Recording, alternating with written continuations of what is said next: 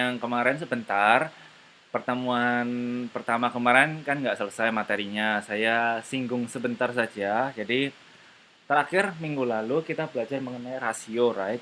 Rasio ini digunakan untuk melihat apakah bisnis teman-teman ini sehat atau tidak. Nah, bagaimana caranya? Biasanya itu diambil dari laporan laba rugi dan neraca. Nah, ini adalah laporan laba rugi. Yang namanya laba rugi ini pasti akan ada keterangan berapa labanya, berapa ruginya. Nah, kalau neraca arus kas ini, dia harus ada keterangan mengenai aset dan kewajiban atau hutang dari perusahaan. Nah, anggap saja teman-teman sudah punya laporan laba rugi dan neracanya. Nah, disuruh menghitung rasionya. Nah, rasio ini itu sangat banyak jenisnya, sangat banyak ragamnya. Nah, saya tidak membahas semua, tapi saya akan membahas yang paling sederhana, yaitu yang pertama adalah mengukur rasio ROE tradisional. Nah, apa itu? Bagaimana caranya?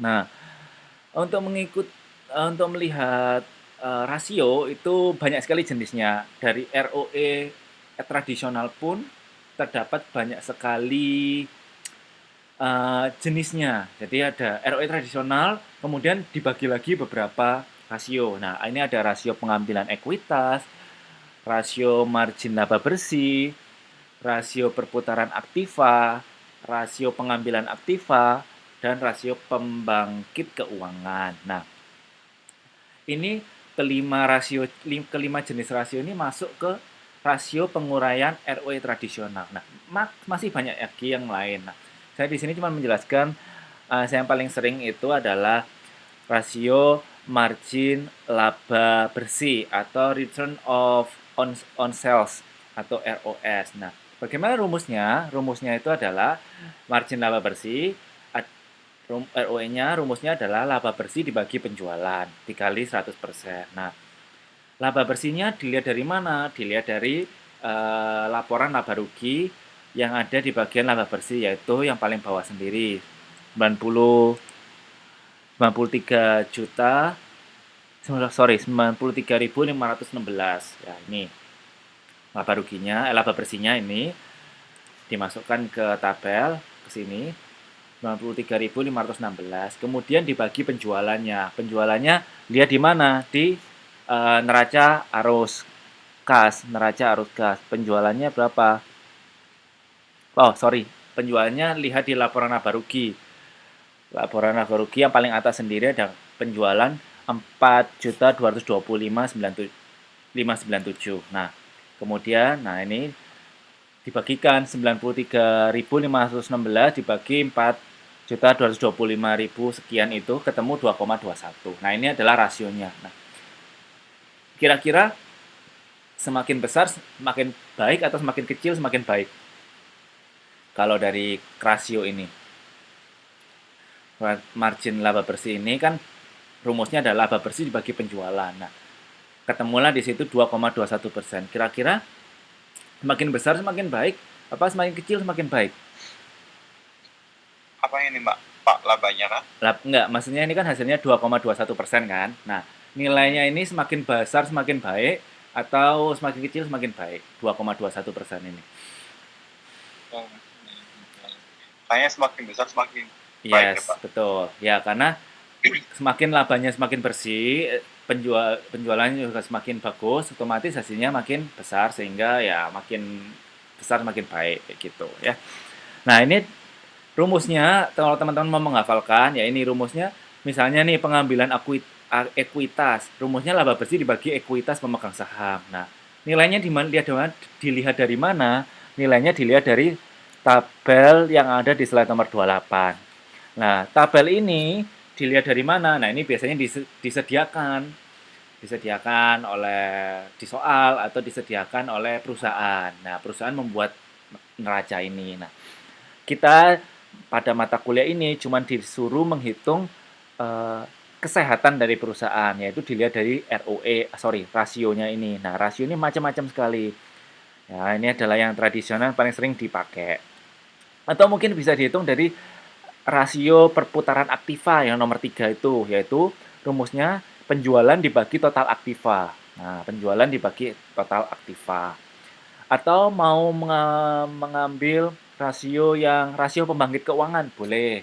Rumusnya adalah total aktiva dibagi ekuitas pemegang saham. Nah, jadi untuk melihat indikator perusahaan ini baik atau tidak, itu dilihat dari rasio, dan rasio itu banyak sekali caranya. Nah, teman-teman bisa dilihat sendiri di sini.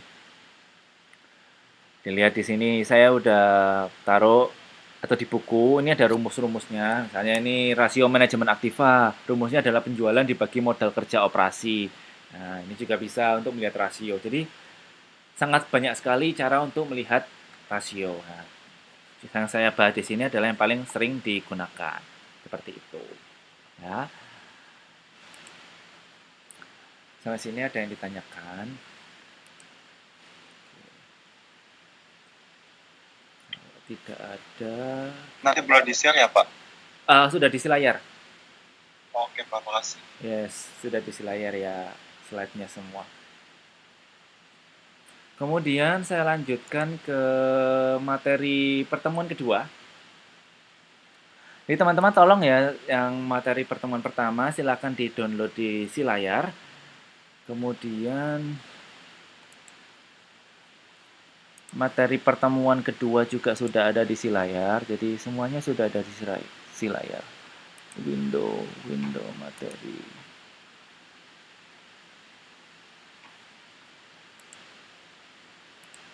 Bisa lihat slide-nya yang pertemuan 2 nggak?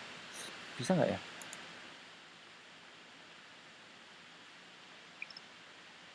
Bisa nggak? Yang nggak kelihatan ya? Ntar, tak share lagi.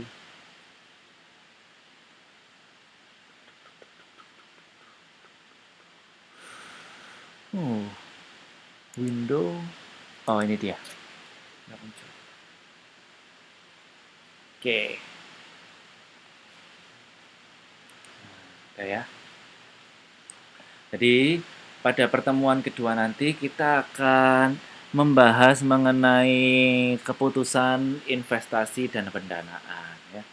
Karena kita nanti ketika kita berbisnis, kita kan pasti akan memutuskan untuk berinvestasi. Entah investasi ke orang atau investasi ke bangunan, investasi ke mesin dan lain-lain ya. Investasi ke orang itu misalnya adalah kita merekrut orang yang berpengalaman. Nah, orang berpengalaman dan orang ahli itu pasti kan gajinya, salary-nya itu pasti akan lebih tinggi ya daripada orang yang masih belum berpengalaman. Nah, ini juga keputusan investasi. Atau mau berinvestasi mesin yang berteknologi canggih, otomatis eh, harganya lebih mahal, tapi mungkin hasilnya juga lebih baik. Nah, nanti kita akan belajar apakah kita berinvestasi ini menguntungkan atau tidak. Nah, ini ya. Nah, sebelum kita masuk, kita review dulu apa yang kita pelajari di pertemuan pertama. Pertemuan pertama. Kira-kira apakah masih ada yang ingat? Sebutkan 3 keputusan manajemen keuangan. Nah, kemarin di slide awal-awal saya menampilkan di slide 3 keputusan manajemen keuangan. Kira-kira apa aja? Ada yang ingat nggak? Saya kasih poin nilai. Boleh dilihat di modul, boleh dilihat di slide. Yuk. Sebutkan 3 keputusan manajemen keuangan. Ada yang masih ingat?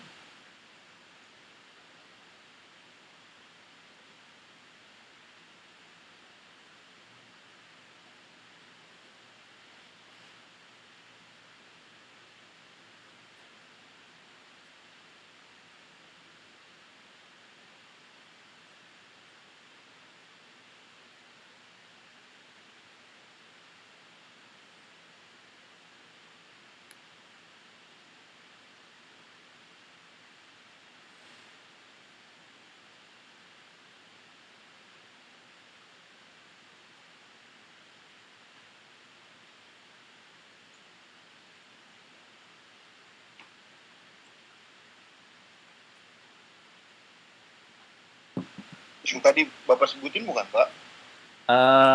Bukan. Keputusan investasi gitu, terus keputusan Oh iya. mengerjakan terhadap stakeholder pembagian dividen gitu, Oh, yes, terus yes, yes, yes, yuk. Itu betul. keputusan Ayo. pendanaan proyek Nah, baru apa gimana gitu ya, Pak. namanya siapa? Sebutkan nama dulu.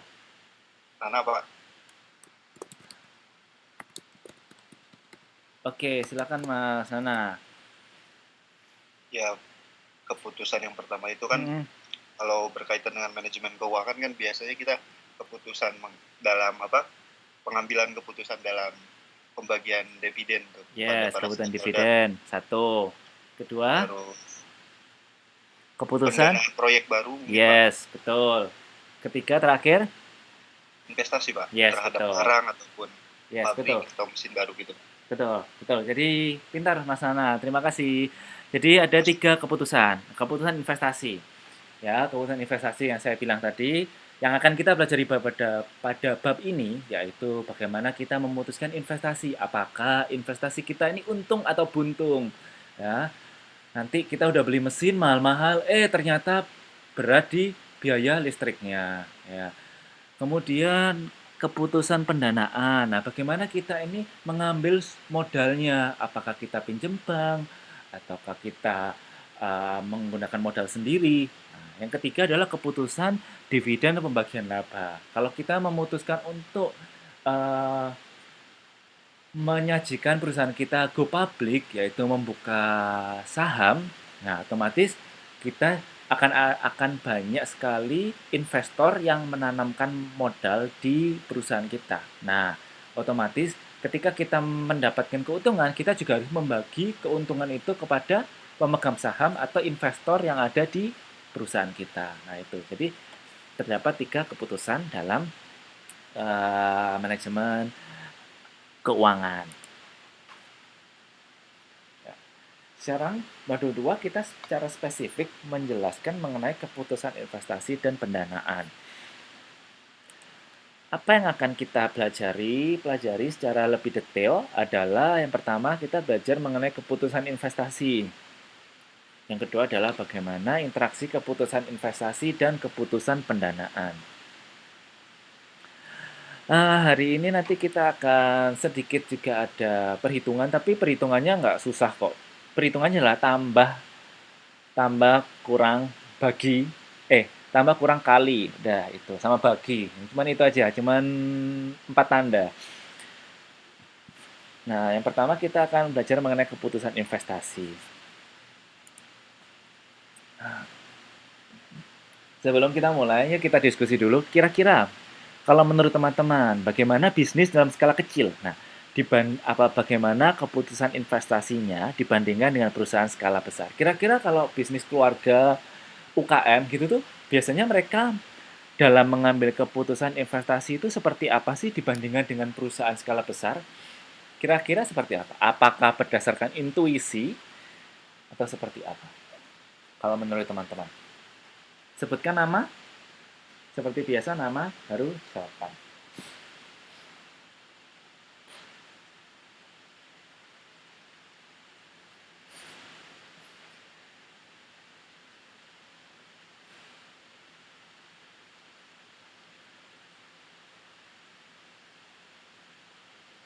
Kira-kira kalau misalnya perusahaan kecil itu bagaimana sih mereka biasanya mengambil keputusan investasi?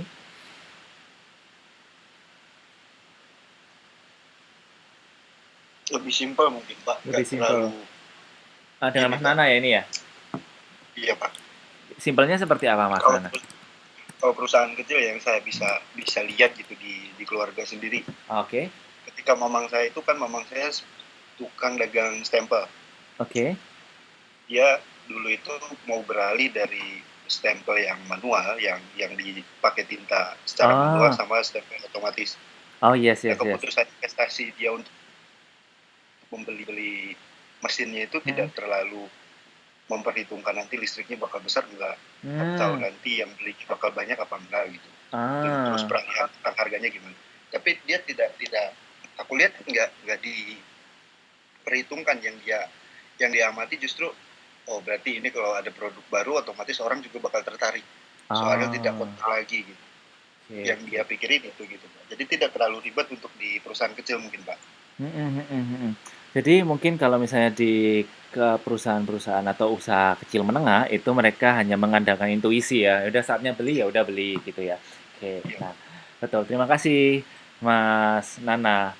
Ya, saya rasa juga seperti itu ya. Ketika kita di perusahaan kecil, ketika memutuskan untuk investasi ya udah ada uang, selama ada uang, ada modal ya udah kita beli. Nah, tapi mungkin kita berbeda ketika kita perusahaannya sudah go public, sudah perusahaannya PT, perseroan terbatas, otomatis kita harus memperhitungkan eh, nilai dari investasi yang akan kita terapkan. Ya, pertamanya untuk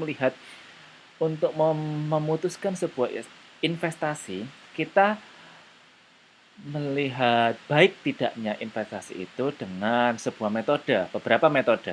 Nah, metode yang pertama adalah metode Net Present Value atau NPV. Nah, di pertemuan kemarin kita sudah belajar mengenai NPV, tetapi dalam kasus tentang deposito bank, ya. Dalam kasus tentang deposito bank. Jadi ketika kita meletakkan uang di bank, misalnya 1 miliar, kira-kira ketika 10 tahun ke depan nilainya, feelingnya, rasanya berkurang apa tidak. NPV ini selain untuk melihat nilai present value di dalam kasus deposito bank, juga digunakan untuk melihat nilai dari investasi. Net present value ini dijelaskan sebagai perkiraan arus kas. Nah, biasanya ini dilakukan pada masa mendatang serta disesuaikan dengan kondisi sekarang ini. Jadi, NPV ini adalah perkiraan arus kas di mana biasanya dilakukan pada masa yang akan datang serta disesuaikan dengan kondisi sekarang ini. Gitu ya. Jadi uh, berhubungan dengan sesuatu yang di masa yang datang. Kira-kira di masa yang datang ini seperti apa sih investasi saya? Ada rumusnya sederhana, yaitu NPV sama dengan PV penerimaan dikurangi PV pengeluaran. Ya. Sederhana ya. Present value penerimaan dikurangi present value pengeluaran. Simpel kan rumusnya, cuman sederhana ya, cuman tanda kurang doang. Nah, tujuannya adalah memperhitungkan net present value untuk mencari tahu nilai aset atau kas suatu perusahaan yang ada sekarang ini, serta diseimbangkan dengan nilai kas di masa yang akan datang. Di tujuan mengapa kita harus menghitung NPV ini adalah untuk menyeimbangkan nilai perusahaan, nilai aset perusahaan yang ada sekarang dengan nilai kas di masa depan. Itu metode yang pertama, NPV. Metode yang kedua itu adalah dengan profitabilitas indeks atau PI ya. Nanti jangan khawatir, akan ada contoh soal supaya nggak bingung bagaimana menghitung NPV, PI, dan lain-lain. Ya. Yang kedua ini adalah metode profitabilitas indeks atau PI, yaitu di PI ini kita membandingkan antara PV kas masuk dengan PV kas keluar yang biasanya indeks dari keuntungan perusahaan. Ya. Kalau di profitabilitas indeks ini, kita akan menghitung, perbandingkan antara PV kas masuk dengan PV kas keluar yang biasanya dilihat dari indeks keuntungan perusahaan. Tuh.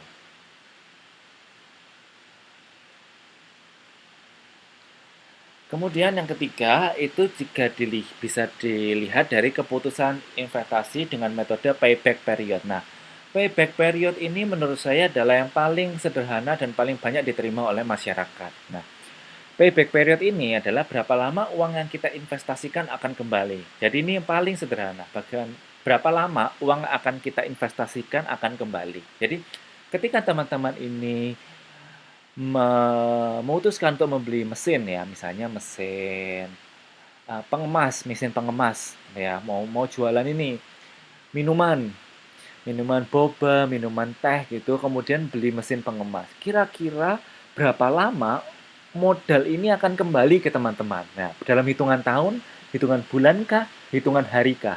Nah, menurut saya payback period ini atau PP ini yang paling banyak digunakan oleh usaha-usaha ya. Bahkan usaha kecil pun biasanya menggunakan PP atau payback period. Ya, misalnya tadi si saudaranya Mas Nana beli stempel yang lebih baru, mesin mesin stempel lebih baru gitu ya. Nah, eh, mungkin saudaranya menghitung PP-nya, berapa lama sih uang yang diinvestasikan untuk membeli mesin baru ini akan kembali. Misalnya, oh saya keluar beli mesin baru itu sekitar 5 juta. Kira-kira balik modal itu sekitar 3 tahun. Nah, atau balik modal sekitar 1 tahun. Nah, semakin cepat balik modalnya, otomatis itu akan semakin mengindikasikan bahwa keputusan membeli mesin tersebut juga semakin bagus. Ya, ingat ya. Jadi, semakin cepat modalnya itu kembali, maka keputusan untuk membeli mesin itu adalah keputusan investasi itu adalah bagus. Oke. Dan terakhir itu ada metode rate of return. Ya, ada yang mau bertanya? Boleh tanya? Boleh. Dengan siapa? Saya, Rizka, Pak. Mbak Rizka. Oke, Mbak Rizka. Silakan bertanya. Pak, bagaimana cara mengatasi kelemahan tadi metode NPV, terutama jika proyek memiliki nilai investasi yang berbeda? Dengan menggunakan nilai investasi yang berbeda. Nanti saya jelaskan, nanti ada perhitungannya. Ya. Nanti ada perhitungannya. Nilai Oke. investasinya menurut saya itu jadi pertanyaannya adalah bagaimana untuk mengurangi cara mengatasi kelemahan NPV untuk proyek jika dengan proyek yang berbeda, jika proyeknya itu memiliki investasi yang berbeda. Ini bukan soal PR kan ya? Iya, maksudnya yang tadi Bapak jelaskan gitu loh. Oh iya. Oke, nanti akan ada perhitungannya di bawah. Nanti kita bisa lihat sendiri bagaimana untuk mengatasi kelemahan apabila investasinya ini proyek jumlah investasinya berbeda. Oke. Coba kita hitung satu-satu ya. Kita simpan dulu ya pertanyaannya ya. Makasih Mbak Rizka. Oke. Nah, saya lanjutkan dulu. Kemudian ada rate of return, yaitu laju pengembalian atau rate return investasi. Ini juga sama seperti payback period, yaitu sebuah proyek investasi ini dapat dilakukan apabila rate of return-nya lebih besar dibandingkan laju pengembalian ketika kita melakukan investasi di tempat lain. Jadi, proyek ini, mungkin ini juga bisa menjawab pertanyaannya Mbak Rizka tadi, bahwa misalnya, kalau misalnya investasinya berbeda, bagaimana mengeliminasi sisi negatifnya. Nah, jadi idealnya sebuah proyek itu dapat idealnya sebuah proyek investasi itu dapat dilakukan apabila rate of return-nya lebih besar dibandingkan laju pengembaliannya ketika kita melakukan investasi di tempat lain. Jadi mungkin ini juga bisa sebagai jawaban sementara pertanyaan Mbak Rizka. Jadi ketika proyek itu nanti rate of return-nya ini lebih besar dibandingkan laju pengembaliannya, maka kita bisa dilihat bahwa perusahaan ini sehat atau tidak, atau keputusan investasinya benar atau tidak. Oke. Metode yang berikutnya adalah average rate of return atau ARR, yaitu menggunakan angka keuntungan menurut akuntansi dan dibandingkan dengan rata-rata nilai investasi. Ini mudah ya. Di rata-rata setelah menggunakan angka keuntungan, jadi laba setelah pajak, kemudian dibandingkan dengan investasi kita kali 1%. Jadi misalnya kita dapat laba dari penjualan tahun 2023 misalnya labanya 500 juta. Dibagi investasi kita terhadap mesin misalnya 20 juta kali 100%. Nah, itu semakin besar nilai ARR-nya, maka investasi itu adalah baik. Keputusan investasi itu adalah benar. Seperti itu. Nah, ini juga sederhana. Nah, IRR ini yang paling sedikit lebih susah, yaitu menentukan discount rate yang dapat mempersamakan present value of proceeds dengan outlay sehingga NPV sama dengan 0. Nah, nanti kita juga pelajari IRR. Tapi ini IRR ini jarang untuk digunakan sehingga sebagai informasi tambahan saja. Biasanya yang paling sering digunakan itu ya nomor 1 sampai nomor 4.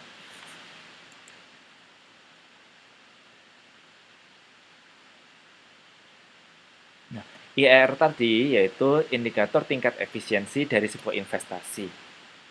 Nah, IRR juga dikenal sebagai metode untuk menghitung tingkat bunga suatu investasi dan menyamakan dengan nilai investasi saat ini berdasarkan perhitungan kas bersih di masa yang akan datang. Apabila perhitungan IRR menunjukkan angka lebih besar daripada modal yang dikeluarkan, jangan ragu untuk melakukan investasi. Begitu pula sebaliknya. Jika hasil perhitungan IRR kurang dari biaya modal, sebaliknya hindari investasi tersebut ya. Jadi ketika nanti IRR atau internal rate of return ini angkanya lebih besar daripada modal, ya udah kita jangan ragu untuk melakukan investasi. Namun sebaliknya jika IRR-nya lebih kecil, maka sebaiknya dihindari dulu investasinya. Oke. Nah, kita masuk kepada contoh bagaimana kita menggunakan metode-metode tersebut untuk melihat sebuah proyek yang ada, ya. Nah, ini ada, anggap saja teman-teman ini adalah seorang manajer keuangan. Nah, manajer keuangan ini teman-teman disuruh mengestimasi usia masing-masing proyek, perhitungan laba setelah pajak dan investasi proyek. Nah, ada dua proyek yang teman-teman akan analisa, yaitu proyek A dan proyek B. Nah, proyek A ini dia menggunakan investasi yang sama terus. Jadi, investasi awalnya 60 juta dan proyek B investasi awalnya 72 miliar, 72 miliar, nah proyek A 60 miliar. Usia baik proyek A dan proyek B itu adalah 6 tahun. Sama. Kemudian metode depresiasinya itu adalah proyek A garis lurus dan proyek B juga garis lurus. Diskon rate-nya 10% dan proyek B juga sama, diskon rate-nya 10%.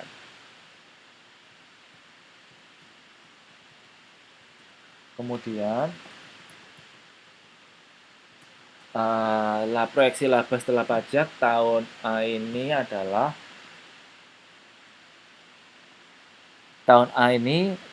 proyek A ini dari tahun 1 ke tahun ke-6 itu sama semua, yaitu 10 miliar untuk labanya. Kemudian untuk tahun B itu labanya itu adalah 33 miliar, tahun keduanya 10 miliar, tahun ketiganya 8 miliar, tahun 4, 5, 6-nya 1 miliar. Jadi labanya mereka berubah-ubah untuk setiap tahunnya. Nah, untuk A dia labanya 10 miliar semua. Nah, apa itu depresiasi? Depresiasi ini adalah depresiasi garis lurus ini maksudnya adalah investasi awal dibagi usia proyek ya. Garis lurus ini adalah investasi awal dibagi usia proyek. Kemudian diskon rate ini apa maksudnya? Yaitu diskon rate ini adalah tingkat diskon untuk menarik nilai uang di masa depan ke nilai uangnya sekarang. Jadi, apa maksudnya diskon rate? Apakah kita mendapatkan diskon? Maksudnya seperti itu.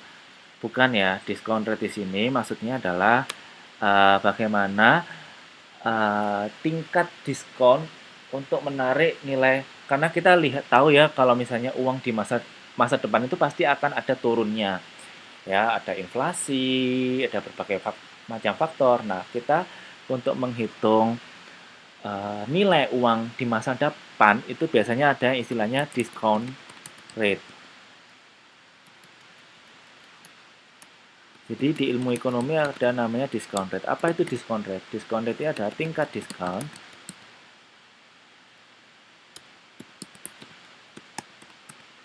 untuk menarik nilai uang di masa depan ke nilai uang di masa sekarang.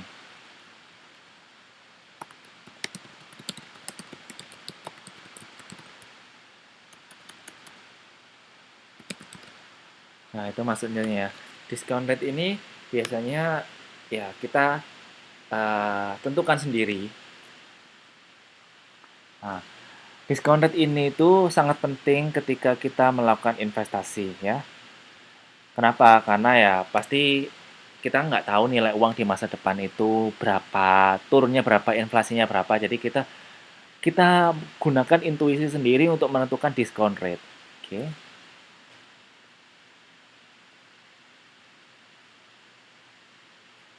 Sampai sini ada ditanyakan.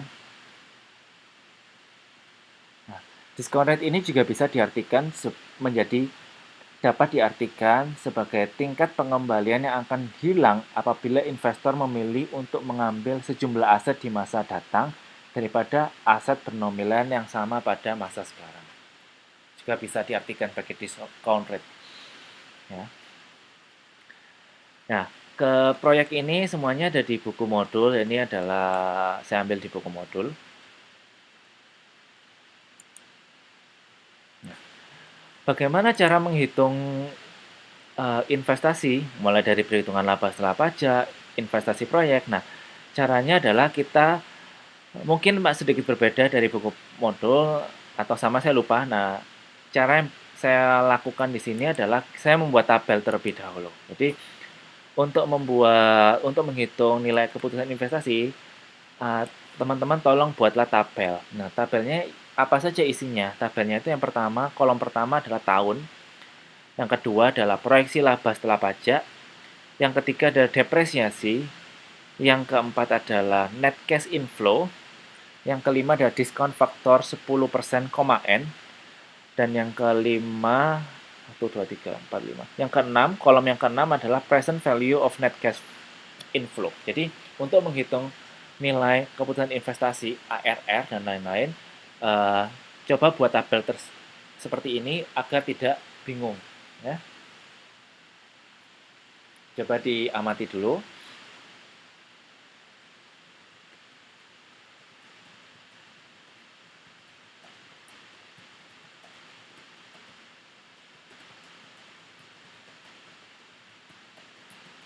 Jadi itu ya, jadi bikin tabelnya dulu supaya tidak bingung. Nah, itu ya, tabelnya ada 6 kolom. Pelan-pelan kita isi tabelnya. Yang pertama adalah kita masukkan dulu nilai proyeksi untuk proyek A ya ini ya. Sekali lagi ini untuk proyek A. Satu-satu dulu. Proyek B nanti ada sendiri caranya. Saya terangkan dulu yang proyek A. Nah, kita dari tabel yang kosong seperti ini di slide nomor 14, pelan-pelan kita isi. Nah, yang pertama kita masuk ke kolom yang kedua.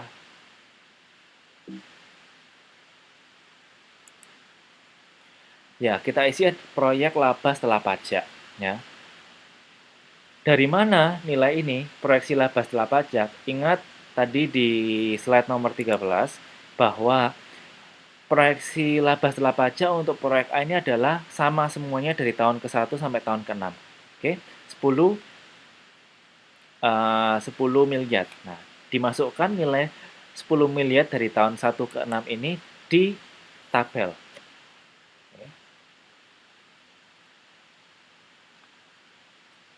Oke. Paham ya, dari proyeksi laba setelah pajak ini, 10 miliar ini masukkan ke dalam tabel di kolom proyeksi laba setelah pajak. Sampai sini bisa dipahami. Jadi kalau jangan tanya 10 miliar ini dari mana? 10 miliar ini dari mana, Pak? 10 miliar ini adalah dari soal, yaitu proyeksi laba setelah pajak. Itu 10 miliar. Jadi ini ada di soal ya, ini dari soal. Kemudian kita beranjak ke kolom nomor 3 yaitu depresiasi. Bagaimana menghitungnya? Nah, depresiasi tadi diketahui bahwa kita memiliki nilai depresiasi garis lurus. Nah, untuk menghitung depresiasi, rumusnya adalah harga perolehan atau investasi awal dibagi nilai residu dibagi umur ekonomis. Ya, sekali lagi ada rumusnya. Rumusnya saya cantumkan di slide ini. Depresi tahunan ini per tahun didapat dari harga perolehan atau investasi awal dikurangi nilai residu dibagi umur ekonomis. Coba diamati dulu.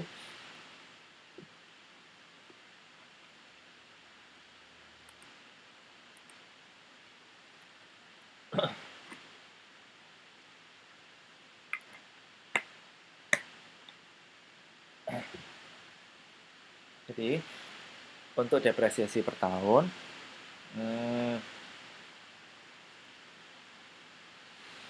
kita hitung dulu depresiasi per tahun didapat dari harga perolehan investasi awal dikurangi nilai residu dibagi umur ekonomis. Nah, harga perolehan atau investasi awal tadi nilainya dari mana? Nilainya dari soal. Ada di proyek A disebutkan bahwa investasi awalnya 60 juta. 60 miliar.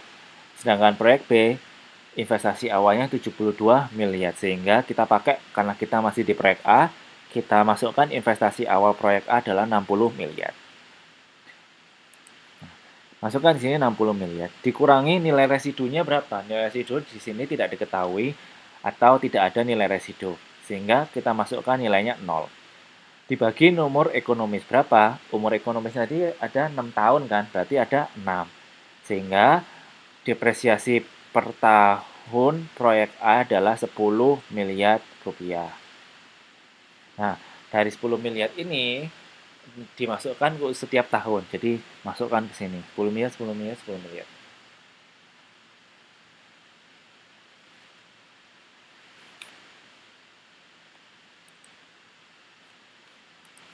Nah, sini ada yang ditanyakan. Coba Pak. Oke. Setelah itu, setelah masuk ke depresiasi, kita masuk ke kolom keempat, yaitu net cash inflow. Bagaimana cara kita menghitung net cash inflow? Nilai net cash inflow ini didapat dari laba setelah pajak ditambah depresiasi. Laba setelah pajak ditambah depresiasi. Caranya bagaimana? Ditambahkan laba setelah pajaknya berapa? 10 juta. Depresiasinya berapa? 10 juta. Sehingga net cash inflow-nya 20 juta. Nah, oke, sama tahun kedua, tahun ketiga, 4, 5, 6. Silakan ditambah laba setelah pajak ditambah depresiasi sama dengan net cash inflow 20 juta rupiah.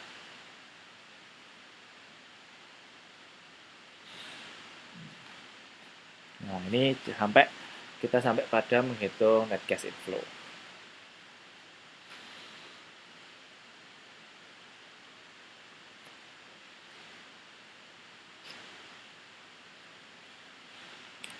Berikutnya kita masuk ke menghitung diskon faktor. Ya.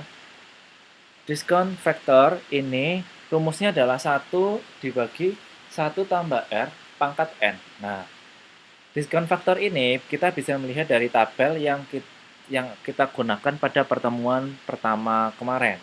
Ya. Tabelnya ada 2, tapi pilihlah yang NPV atau Net Present Value. Ya. Jadi kita menggunakan kembali tabel yang kita gunakan pada pertemuan 1 kemarin, yaitu tabel present value. Caranya bagaimana untuk dalam kasus ini? Dalam kasus ini kita melihat bahwa diskon faktornya tadi di soal diketahui 10%. Kita kembali ke slide nomor 13. Nah, di soal tadi diketahui bahwa diskon rate atau diskon faktor ini adalah 10% untuk proyek A dan B. Nah, 10% kita lihat di tabel bagian 10%. Kemudian karena ada per tahun, nah tinggal masukkan 10% di tahun pertama. Nilainya berapa? 0,9091. Masukkan di sini 0,9091 ya. Kemudian diskon rate tahun kedua berapa nilainya? Lihat kembali di tabel 10% tahunnya periode kedua ya. Lihat di tabel ini. Di tabel ini 10%, kemudian periodenya kedua berapa? 0,8264. 0,8264. Oke. Mulai lagi di sini periode ketiga, diskon rate-nya 10% sama dengan 0,7513. Masukkan di sini 0,7513. Berikutnya tahun keempat, diskon faktornya sama 10%. Dilihat di periode keempat 0 ketemu 0,6830. Jadi sekali lagi tidak perlu masukkan rumus ini langsung kalau sudah punya tabelnya, masukkan ke tabel. Lihat di tabel kemudian masukkan langsung nilainya. Jadi langsung menggantikan pecahan desimal ini. Nah, kalau misalnya kalau nggak punya tabel, gunakan kalkulator. Ya, masukkan aja 1 dibagi, kalkulatornya nggak bisa pakai kalkulator yang kalkulator dagang yang cuma tambah kurang bagi, nggak bisa. Gunakan kalkulator science atau kalkulator ilmiah. Nah, kalkulator ilmiah ini kalau nggak punya, download di Google Play Store atau di Apple Store. Ya, kalkulator scientific kalkulator. Nah, tentu bisa ketemu 1 dibagi 1 tambah R dalam kurung pangkat N. N-nya berapa? N-nya sesuai tahunnya. Kalau tahun pertama N-nya 1, tahun kedua N-nya 2, tahun ketiga N-nya 3. R-nya berapa? R-nya 10. 10%. Ya, hasilnya sama. Nah, kalau teman-teman nggak punya buku kalkulatornya, silakan lihat di tabel ini. Nilainya sama. Ya. Jadi lihat bagian 10%, periodenya disesuaikan. Kalau sini ada ditanyakan menghitung diskon faktor. Paham, Pak. Paham, good, pintar. Yang lain, kalau ada yang ditanyakan, silakan dipotong. Pembicaraan saya langsung bertanyalah.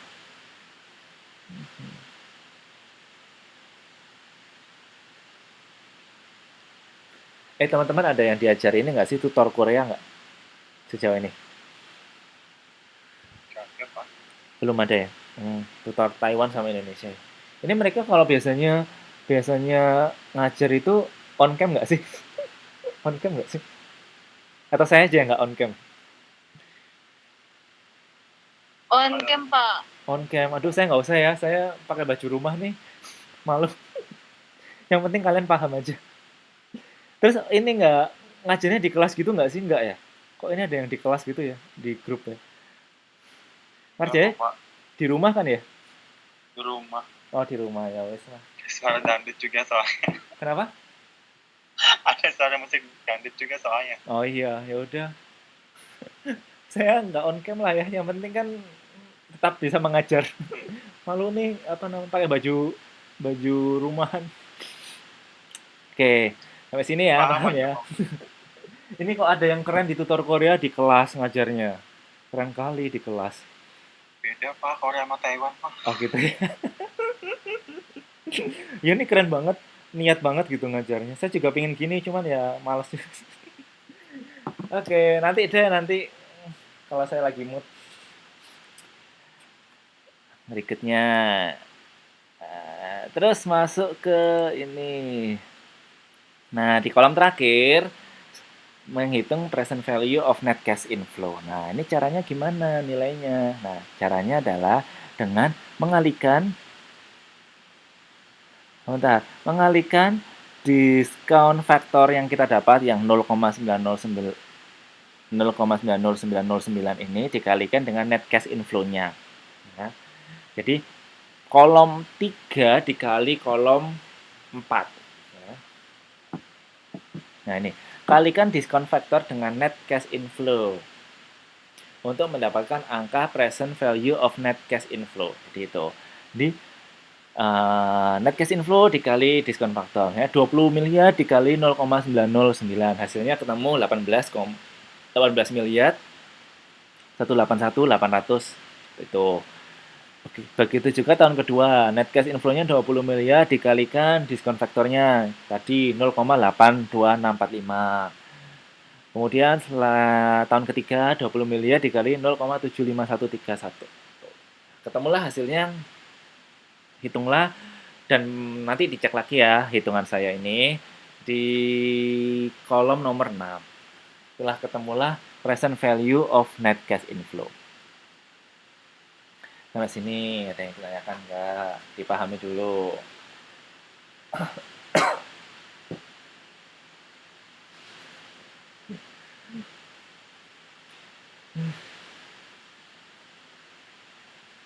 Ini belum selesai ya, masih ada menghitung jumlah PV, kemudian NPV-nya.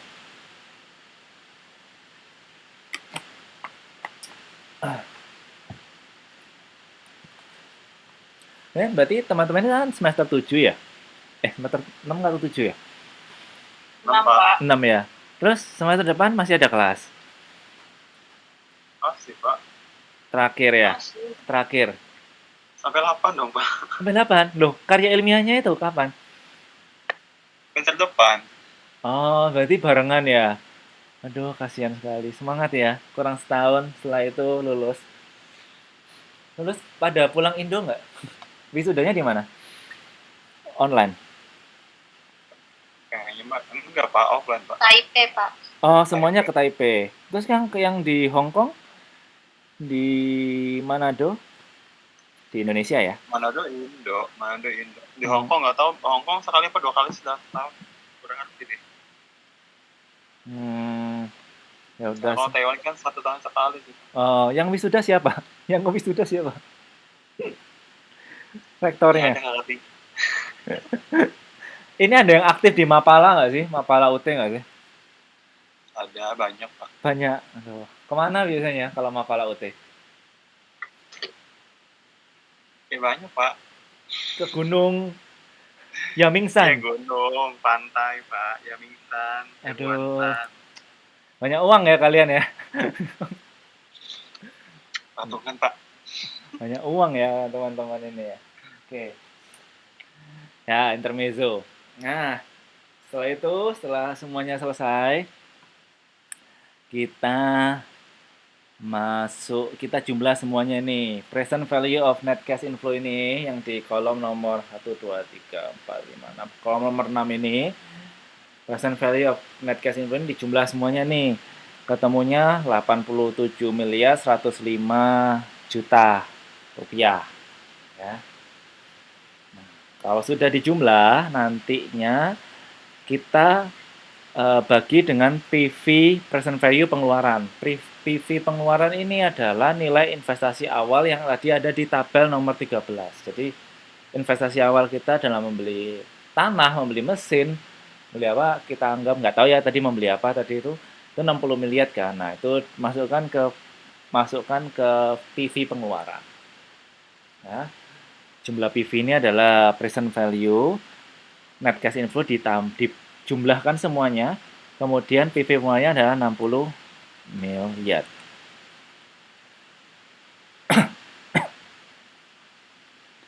Kemudian NPV-nya adalah ketemulah NPV jumlah PV dikurangi PV pengeluaran sama dengan NPV, yaitu 27 miliar 105 juta rupiah. Nah, ini adalah NPV, nilai NPV. Mudah ya, tinggal tambah, kurang, kali. Apakah sudah selesai? Belum. Nah, tadi kan menghitung NPV 27 105 juta rupiah. Nah, menghitung NPV. Kemudian ada lagi metode yang kedua dalam menghitung profitabilitas indeks. Yaitu caranya bagaimana? PV kas masuk dibagi PV kas keluar, yaitu yang jumlah PV ini 87 miliar tadi itu dibagi 60 miliar. Ketemulah nilai profitabilitas indeksnya adalah 1,45. Nah, ini. Menurut teman-teman semakin besar PI semakin bagus apa semakin jelek?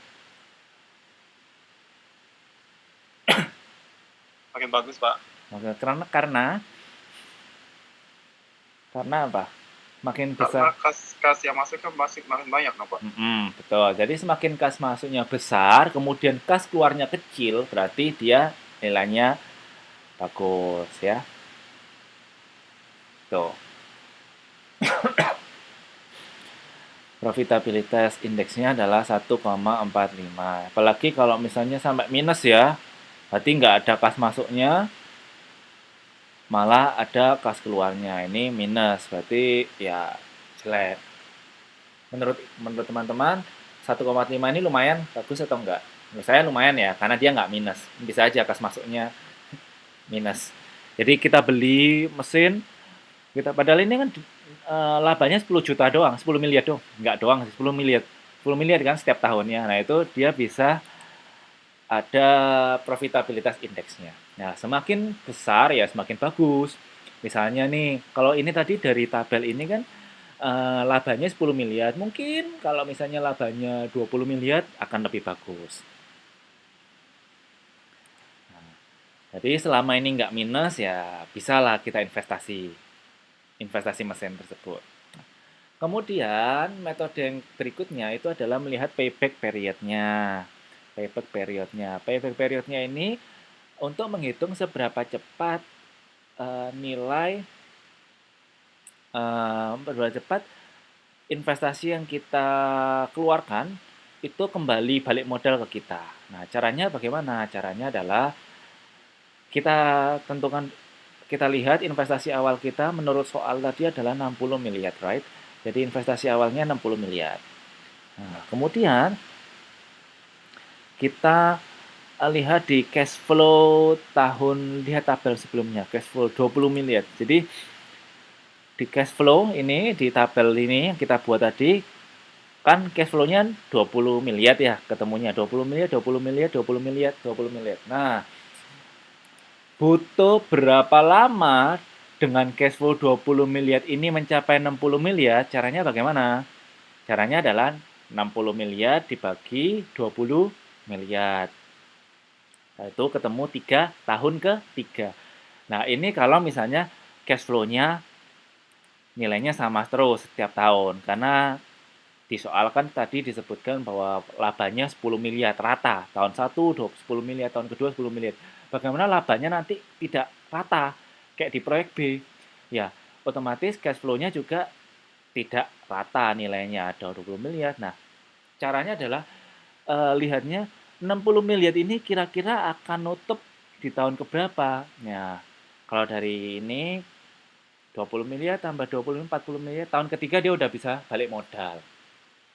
Jadi kesimpulannya, tahun ketiga 60 miliar ini bisa tertutup di tahun ketiga karena setiap tahunnya dia menghasilkan 20 miliar cash flow. 23 tergolong cukup cepat kita dibandingkan 5 tahun, 10 tahun ya, berarti lebih lama, itu berarti kurang bagus saatnya.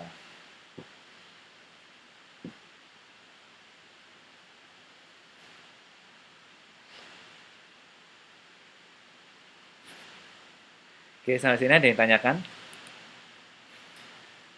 Sebelum kita nanti masuk ke metode berikutnya.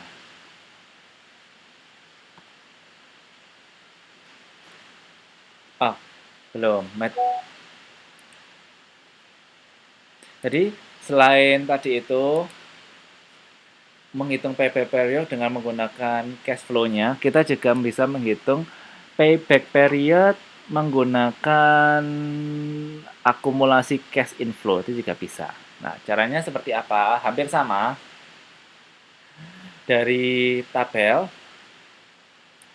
yang tadi, net cash inflow, present value net cash inflow yang paling satu kolom nomor 6. Kalau tadi kan yang ini dari cash flow-nya, dari tabel kolom nomor 4. Nah, kalau yang berikutnya itu juga bisa dihitung dari kolom nomor 6 atau present value of net cash inflow. Nah,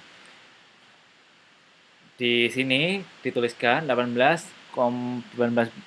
miliar 182 juta, 100 juta. Nah, caranya adalah kita menghitung akumulasinya. Nah, PV net cash inflow tambah akumulasi cash inflow. Jadi 18 miliar 185 juta, tulis di sini 18 miliar 182 juta. Kemudian ditambahkan dengan 16 juta 528. 18 ditambah 16 juta ketemu 34 miliar 710 juta. Ditambahkan lagi 34 710 juta ditambahkan 15 miliar 26 juta. ketemulah 49.736.000.000. Nah, itu ditambahkan terus sampai 6 ketemulah eh, sampai ketemulah ini 60 juta. Tadi kan modal awalnya 60 miliar tuh. Modal awalnya 60 miliar. Nah, kalau diteruskan sampai sini kan lebih dari 60 miliar. Berarti untuk menghitung payback periodnya 60 miliar kurangi 49 ini, 49 miliar ini, ketemulah 10 miliar 264 juta. Dikalikan 12 bulan. Kalikan 12 bulan. Ketemulah 3 tahun 9 bulan 0,5 hari. Nah, itu. Kalau tadi kan yang payback period menggunakan cash flow ini kan cuma ketemu 3 tahun. Nah, kalau menggunakan akumulasi cash flow ini kita bisa menghitung lebih detail. Caranya adalah ini menggunakan akumulasi. Coba teman-teman lihat ini di sini saya berikan tanda kan, tanda zigzag ini 18 miliar 182 ditambahkan 16 miliar 528 ketemu 34 miliar. 34 miliar ditambahkan 15 miliar, ketemu 49 miliar. Nah, 49 miliar ini kurang dari 60 miliar kan, jadi dikurangkan. 60 miliar dikurangi 49 miliar, ketemulah 10 miliar. Nah, 10 miliar ini dibagikan dengan 10 miliar dibagi dengan 13 miliar 660 juta. Ini kurang 0 ini. Dikali 12 bulan, ketemulah 3 tahun 9 bulan 0,5 hari. Itu ya cara menghitung payback period.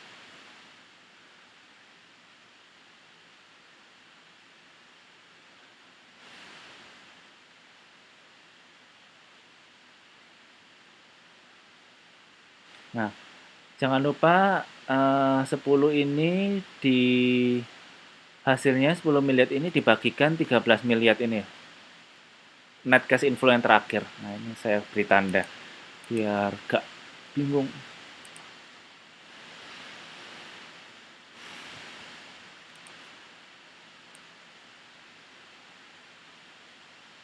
Masuk ke sini.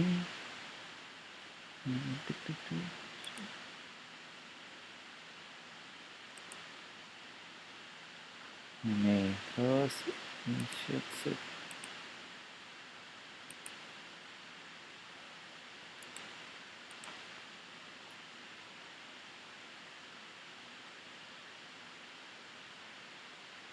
Oke. Di sini ada yang ditanyakan untuk menghitung cash inflow. Berarti dia penghitungan akumulatifnya itu berhenti sebelum di angka 60 juta ya Pak ya? Atau 60 angka miliar. awal Ya, modal itu ya Pak ya? Iya, betul. Jadi untuk 60 miliar ini, untuk hitungan akumulasi cash inflow ini, tolong berhenti sebelum angka 60 miliar rupiah.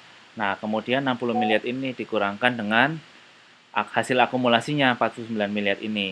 Nah, ketemu kan 10 miliar ini dibagikan dengan sisa net cash inflow ini. Laptop saya hang nih. Nah, Bentar, laptopnya. Jadi dibagikan dengan sisa net cash inflow-nya baru dikalikan 12 bulan. 12 bulan. Jadilah ketemu payback periodnya secara detail, ketemu tahun, bulan, dan hari kan tadi ya. Bentar, saya share lagi ya. Kalau yang menggunakan cash inflow biasa itu dia hanya ketemu tahun ya, dikira-kira 3 tahun lah. Saya nggak tahu 3 tahun 1 bulan dan 3 tahun 11 bulan kan beda. 3 tahun 11 bulan hampir 4 bulan kan. Gitu. Tadi slide nomor berapa ya? Bentar, saya share lagi ya. Ini ya.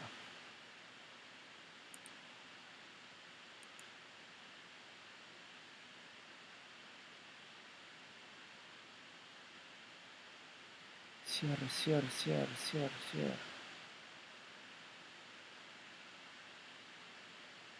Gak bisa. Sabar ya. Laptopnya. Ah, ini dia. Windows.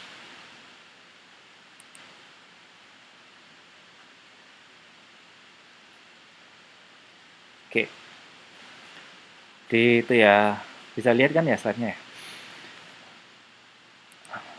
Jadi itu, net cash inflow-nya dilihat dari setelah ketemu 60 miliar, berhenti di 60 miliar. Kan investasi kita 60 miliar kan ya. Berhenti di situ, 60 dikurangi 49 miliar, ketemu 10 miliar. Dibagikan sisa PV net cash inflow yang ada di sini nih, 13 miliar ini, jadi pembaginya dikali 12 bulan. Ketemulah 3 tahun, 9 bulan, 0,5 hari gitu. Oke. Masih belum selesai, kita belum menghitung ARR. Nah, sudah selesai nih. Kemudian setelah kita bisa menghitung PI, menghitung NPV, kita menghitung PI, menghitung PP, payback period, kita harus menghitung ARR. ARR ini juga sebagai indikator untuk melihat keputusan kita ini bagus atau tidak. Nah, untuk menghitung ARR, sama, kita buatlah sebuah tabel. Tabel ini isinya 1, 2, 3, 4, 5, 6, 7 kolom. Ya, tabel ARR ini isinya 7 kolom. Kolom yang pertama ini merupakan investasi awalnya. Investasi awalnya misalnya 60 miliar. Ya, ini mungkin yang berkaitan dengan yang ditanyakan oleh Mbak siapa tadi ya? Mbak Rizka ya? Mbak Rizka tadi ya tanyanya ya. Nah, bagaimana melihat proyek dengan investasi yang nilainya berbeda-beda. Nilainya berbeda. Kalau tadi proyek A tadi, let's say nilainya cuma 60 miliar kan. Ternyata misalnya Mbak Rizka pengen membeli mesin yang harganya ini bermacam-macam. Ada 60 miliar, 50 miliar. Nah, kita lihat di sini. Di sini dicontohkan kalau semisal investasi awalnya bermacam-macam. Ada yang 60 miliar, 50 miliar, 40 miliar, 30 miliar, 20 miliar, 10 miliar. Nah, kita anggap tahun pertama itu investasinya 60 miliar. Nah, kemudian kita hitung depresiasinya. Depresiasinya dari mana? Depresiasinya itu adalah dari soal yaitu 10 miliar rupiah. Sehingga investasi akhir itu adalah investasi awal dikurangi depresiasi. Nah, investasi awal tadi misalnya tahun pertama investasinya 60 miliar dikurangi depresiasi sehingga investasi akhirnya sejumlah 50 miliar rupiah. Tahun kedua investasi awalnya dia beda lagi 50 miliar. 50 miliar dikurangi depresiasi hasilnya adalah 40 miliar.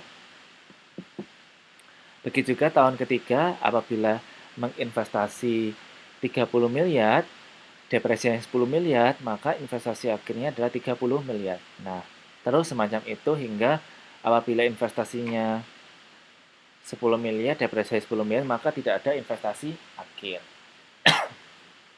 Tinggal dikurangi menyamping nggak, Pak? Iya, tinggal dikurangi menyamping. Jadi investasi akhir sama dengan investasi awal dikurangi depresiasi kayak gitu. Tuh. Masih mudah ya, masih tambah kurang. Nah, kemudian kita hitung masuk ke kolom nomor 1, 2, 3, 4, 5. Kolom nomor 5 kita menghitung rata-rata investasi.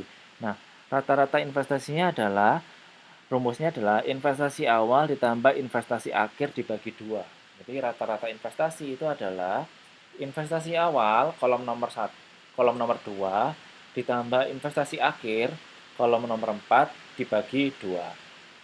Itu adalah rumus investasi rata-rata investasi.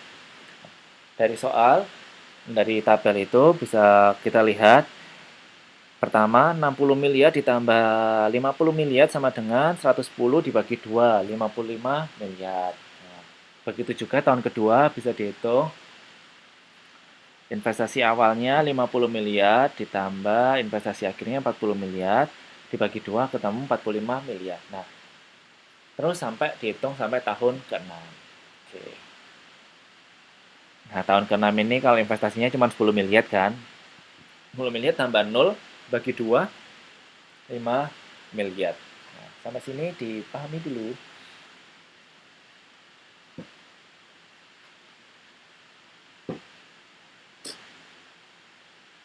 Pak. Ya, oke, paham ya.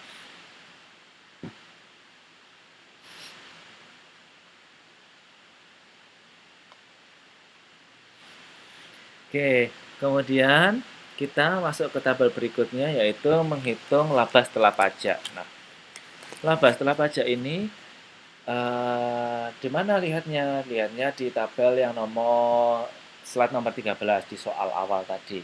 Nah, labanya tadi untuk proyek A dan proyek B kan 10 miliar.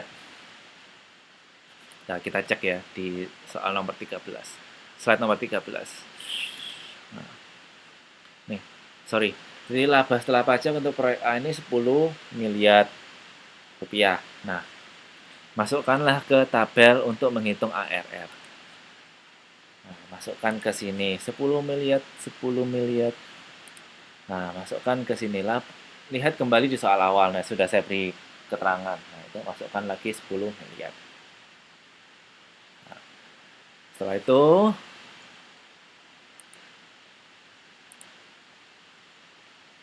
itu kita menghitung nilai rate of return atau ARR. Nah, caranya seperti apa? Caranya adalah dari 50, salah yang ini. Caranya untuk menghitung ARR atau kolom yang paling ujung, kolom nomor 7 itu adalah proyek laba setelah pajak dibagi dengan rata-rata investasi. Jadi kolom nomor 6 dibagi kolom nomor 5. Ya. Kolom nomor 6 dibagi kolom nomor 5 dikali 100%. Jangan lupa 100%-nya. Di 10 miliar dibagi 55 miliar dikali 100%. 10 miliar dibagi 45 miliar sama dengan 22%. 10 miliar dibagi 35 miliar sama dengan 29%. Nah, begitu seterusnya. Nah, ini untuk menghitung rate of return.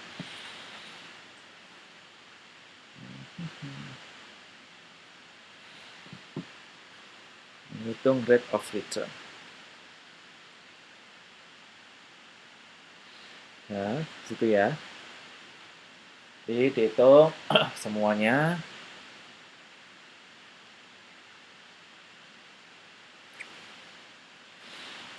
Kalau sudah, kita masukkan ke penjumlahan. Jadi rata-rata investasi itu dari tahun 1 sampai tahun ke-6 itu kita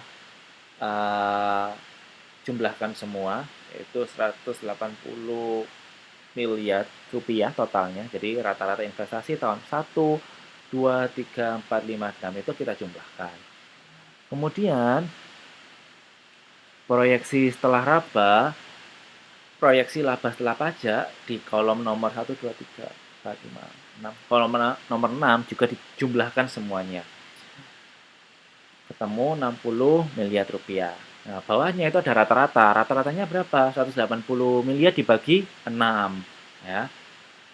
Kok dibagi 6, Pak? Ya karena tahunnya ada 6 tahun umur proyeknya. Jadi 180 miliar dibagi 6 ketemu 30 miliar. Kemudian yang proyeksi laba setelah pajak juga sama. Jumlahnya dibagi rata-rata. Jadi 60 miliar dibagi 6 ketemu 10 miliar.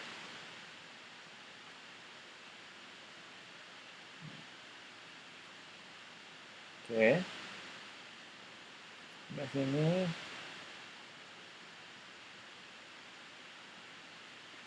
Nah, kalau sudah kita menghitung nilai ARR-nya atau rata-rata laba. Nah, nilai ARR ini didapat dari rata-rata laba setelah pajak dibagi rata-rata investasi dikali 100%. Nah, nilai ARR ini didapatkan dari rata-rata laba setelah pajak. Jadi kolom nomor 6, rata-rata kolom nomor 6 dibagi rata-rata investasi atau rata-rata kolom nomor 5 dikali 100% ketemu 33%. Again, semakin besar maka nilainya juga semakin bagus. Karena semakin besar labanya dan nilai investasinya kecil, berarti ARR atau tingkat pengembalian, tingkat rate of return-nya, pengembalian kita semakin besar. Jadi, kalau dari soal ini kita sebut dengan 33%. Nah, untuk menjawab pertanyaannya Mbak Rizka tadi, ya, untuk kan investasinya ini disebutkan ARR ini untuk kasus ini berbeda-beda ya. Investasinya 60 miliar, 50 miliar. Kita bisa dilihat di sini Mbak Rizka, kalau misalnya investasi 60 miliar, pengembaliannya 80%. Kalau investasinya 50 miliar, dengan depresiasi 10 miliar, rate of return-nya 22%. Kalau investasinya 30% dengan depresiasi 10 miliar, ya 40%. Sehingga ya pilihlah yang paling besar nilainya. Nah, kalau nggak salah tadi pertanyaannya Mbak Rizka kan bagaimana untuk menghindari resiko ketika investasi kita nilainya berbeda-beda ya. Betul nggak gitu nggak sih pertanyaannya? Betul gitu nggak Mbak Rizka pertanyaannya? Ya, untuk menghindari kegagalan ketika investasinya berbeda-beda, yang pertama ya kita menghitung nilai ARR ini. Yang kedua ya kita mengenali profil dari perusahaan kita. Misalnya ketika kita berinvestasi untuk peralatan yang atau di industri yang mudah berubah-ubah ya resikonya akan lebih besar daripada kita berinvestasi untuk jenis industri yang dia lebih stabil ya. Kemudian untuk menghindari kegagalan dengan resiko investasi yang beragam, Mbak Rizka juga perlu melakukan riset yang mendalam. Riset mendalam ini ya yang pertama adalah um, mengenali ketika mau berinvestasi harus banyak belajar dulu baik kepada uh, pebisnis lain yang pebisnis sejenis atau belajar juga bisa melalui internet ya. Jadi memperdalam atau melakukan riset terhadap investasi yang akan diterapkan. Yang ketiga juga bisa melakukan menghindari keputusan-keputusan emosional. Jadi ya kita berinvestasi kan juga nggak boleh berdasarkan emosional ya. Kayak saya mau ikut-ikutan investasi ini, padahal sebenarnya modalnya nggak cukup. Nah itu juga jangan. Kemudian kita harus tahu investasi kita ini tujuannya untuk apa jangka panjangnya. Jadi kita juga harus tahu menetapkan tujuan investasi jangka panjang. Kemudian yang berikutnya, untuk menghindari kegagalan dengan investasi yang beragam, kita juga harus mengelola, kita harus tahu bahwa investasi kita ini menggunakan mata uang apa ya. Ketika terjadi perbedaan mata uang misalnya, kita investasi menggunakan US dollar atau menggunakan pound sterling atau euro. Nah, otomatis terdapat resiko lain yang harus kita pertimbangkan. Ketika mata uang asing terhadap mata uang Indonesia, tentu saja mata uang Indonesia lebih lemah. Sehingga ketika terjadi resesi global seperti kemarin terjadi COVID atau terjadi perang, otomatis nilai mata uang juga akan berpengaruh. Berikutnya, ketika ingin berinvestasi, kita juga harus bermitra atau berkonsultasi dengan profesional atau penasihat keuangan. Nah, kalau di Indonesia ini banyak sekali akuntan bisnis, ya, akuntan atau ya semacam konsultan bisnis. Nah, itu kita juga bisa berkonsultasi sehingga kita bisa meminimalisir resiko-resiko kita mengalami kegagalan dalam berinvestasi. Oke. Sampai sini bisa dipahami ya. Mbak Rizka, pertanyaannya terjawab atau makin bingung? Atau Mbak Rizka udah Left. Orangnya ada nggak ini? Oke, gitu ya. Jadi banyak hal yang bisa kita lakukan untuk menghindari kegagalan dalam berinvestasi ya. Di banyak hal. Oke.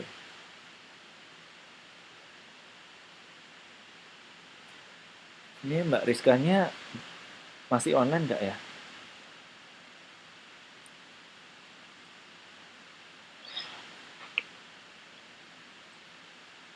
Saya chat di grup Mbak Rizka masih online, saya baru jawab. Bariskanya tidur, Pak. Mbak Rizkanya tidur. Ya, saya juga pengen tidur. Saya baru jawab.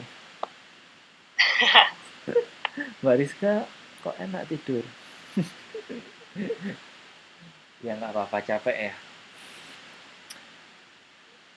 Ya wes lah ya. Nanti Mbak Rizka nanti kalau bangun nanti saya bangun bisa lihat rekaman YouTube-nya. Nanti saya share rekaman YouTube-nya.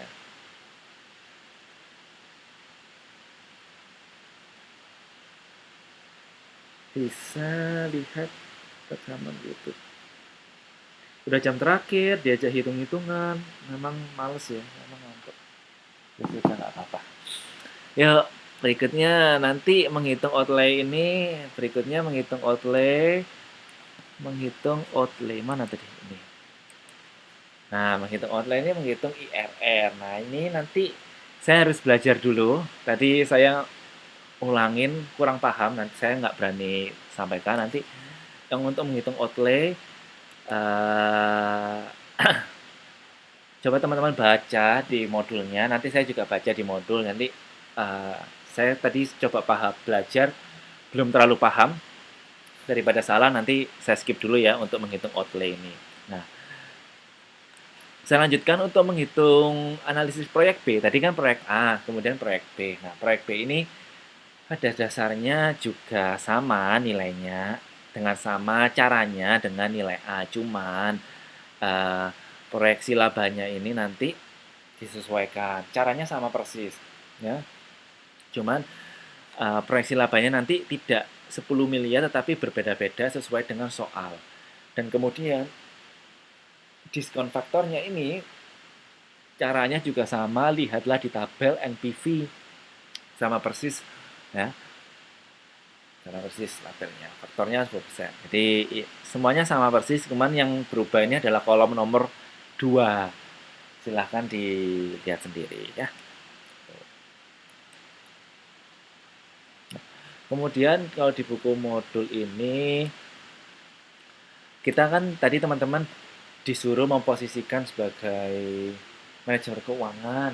Nah, ada proyek A, proyek B. Nah, teman-teman disuruh milih dari hasil NPV, PI, PP, kemudian PP-nya ada 2 kan, ARR, kemudian ada IRR. Teman-teman disuruh milih mana sih yang paling menguntungkan antara proyek A dan proyek B. Nah, dari tabel perbandingan ini didapatkan bahwa proyek A ini lebih menguntungkan daripada proyek B-nya. Kenapa? Ya karena NPV-nya lebih besar, net present value-nya lebih besar, kemudian nilai PI-nya atau profitable index-nya lebih besar. Jadi semakin besar indeksnya, maka semakin besar profitnya. PP-nya juga lebih cepat ya. Ya, PP-nya proyek B lebih cepat, tetapi dari hasilnya lebih jelek. Ya. ARR-nya proyek A lebih bagus daripada proyek B. Tetapi kalau misalnya menghitung dari payback period, ya proyek B lebih cepat. Dari tabel ini disajikan bahwa perbandingan, silahkan dipilih sendiri mana yang menurut teman-teman lebih cenderung menguntungkan. Ya. Kalau pengen cepat balik modal ya silahkan proyek B. Tuh.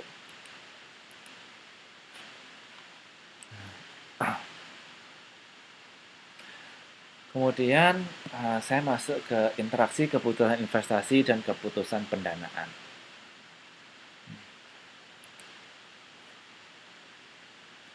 Nah, ini adalah biaya modal sendiri atau ketika kita memutuskan melakukan investasi, kita kan tadi dihadapkan pada pertanyaan eh, modalnya dari mana, keputusan investasi, keputusan pendanaan, modalnya dari mana, modal dari bank, modal dari saham, atau modal dari modal sendiri. Nah, di sini disajikan beberapa rumus untuk menghitung biaya modal sendiri.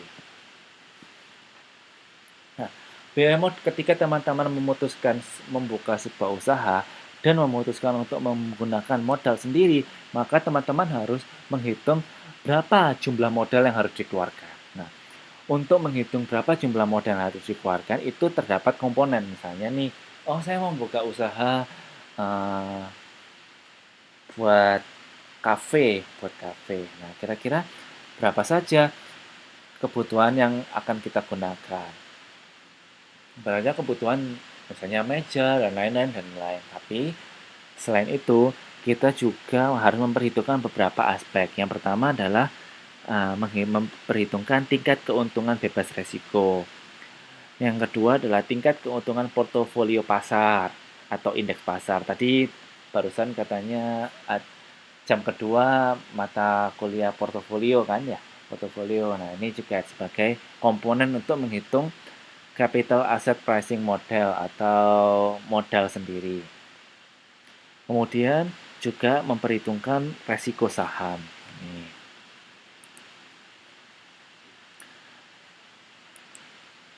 Kemudian ini memperhitungkan biaya modal sendiri dengan proyek dengan proporsi utang. Nah, ini kalau utang.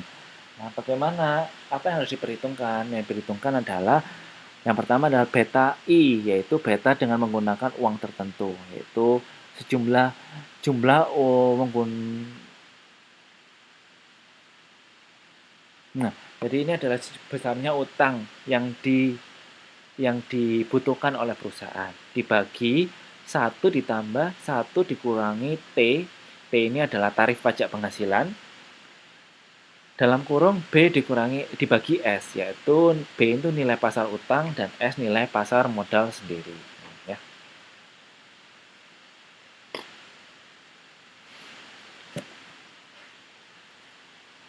Kemudian berikutnya untuk ya berikutnya adalah menghitung biaya modal sendiri dengan pendekatan cash flow. Yang pertama yang harus diperhitungkan adalah harga saham saat ini, ya. Perhitungannya adalah dividen yang diharapkan pada tahun depan, yaitu tahun pertama, dibagi biaya modal sendiri dikurangi G, yaitu G ini adalah pertumbuhan laba dan juga dividen. Penyesuaian dengan rasio utang itu perhitungannya didasarkan pada biaya modal sendiri pada saat perusahaan tidak menggunakan utang, ditambah dengan mana ini? Biaya modal sendiri pada perusahaan tidak menggunakan utang dikurangi biaya hutang dikali 1 min T BS. Ini sama ya kayak tadi komponennya. Ini saya tidak berikan contoh soal, cuman sebagai pengetahuan aja buat teman-teman untuk bagaimana memperhitungkan modal apabila menggunakan rasio hutang dan saham. Biaya hutang yang tadi saya sebutkan itu menunjukkan berapa biaya yang harus ditanggung oleh perusahaan karena perusahaan menggunakan dana yang berasal dari pinjaman. Nah, ini bisa dari hutang dari bank misalnya atau ke pemerintah juga bisa. Nah, biasanya untuk menghitung biaya hutang ini kita komponennya harus diperhitungkan adalah biaya hutang sebelum pajak, ya, KD, biaya hutang sebelum pajak dikali 1 min T. T ini adalah tarif pajaknya. Otomatis kalau hutang ini adalah ada pajaknya ya atau ada bunganya ya. Tidak ada bunga pinjaman yang cuma-cuma, pasti akan ada pajak atau istilahnya bunga yang harus dibayarkan. Atau kita juga bisa menggunakan saham preferen, yaitu saham yang memberikan jaminan kepada pemiliknya untuk menerima dividen dalam jumlah. Itu saham preferen adalah sahamnya memberikan jaminan kepada pemiliknya untuk menerima dividen dalam jumlah tertentu berapapun laba atau rugi perusahaan. Jadi bisa saja modal itu kita dapatkan dari saham preferen. Nah, apa itu saham preferen? Saham preferen ini adalah saham memberikan jaminan kepada pemiliknya untuk menerima dividen dalam jumlah tertentu berapapun laba rugi perusahaan. Nah, biaya saham preferen ini biasanya dihitung dari dividen uang ditagih setiap tahun dibagi dengan harga saham preferen tersebut. Nah, ini ada contoh kasusnya. Kebutuhan dana untuk proyek A adalah 60 miliar. Nah, kita ingin optimalkan penggunaan berbagai alternatif sumber daya untuk mendanai proyek A. Nah, sekali lagi, kebutuhan dana untuk proyek A adalah 60 miliar rupiah. Kita ingin mengoptimalkan penggunaan berbagai alternatif sumber dana untuk mendanai proyek A. Katakanlah, proyek A akan didanai dari modal sendiri yang berasal dari laba yang ditahan sebesar 10 miliar, emisi saham baru 30 miliar, utang 20 miliar, biaya laba ditahan yaitu modal sendiri sebesar 15% dan emisi saham baru diperlukan biaya emisi 3%. Biaya uang ditaksir sebesar 12% sebelum pajak dan pajak penghasilan sebesar 30%. Nah, banyak ya komponennya ya. Kita hitung diketahuinya dulu ya. Intinya adalah kita itu ada kebutuhan dana, kita butuh dana sebesar 60 miliar untuk mendanai sebuah proyek. Nah, ada beberapa modal yang bisa kita kumpulkan. Yang pertama adalah biaya laba yang ditahan atau modal kita sendiri. Kita ada simpanan uang 10 miliar. Kemudian ada modal dari emisi saham baru 30 miliar. Terus kita utang nih 20 miliar ke bank misalnya. Kemudian ada diketahui biaya laba ditahan 15% dan emisi saham baru diperlukan biaya emisi 3%. Biaya utang ditaksir sebesar 12% sebelum pajak dan pajak penghasilan sebesar 30%. Nah, kita hitung kira-kira bagaimanakah komposisi sumber dananya. Nah, yang pertama adalah kita menghitung biaya modal sendiri, kedua ada biaya saham baru, ketiga ada biaya hutang setelah pajak. Nah, biaya saham baru ini adalah rumusnya diketahui di soal tadi, kita punya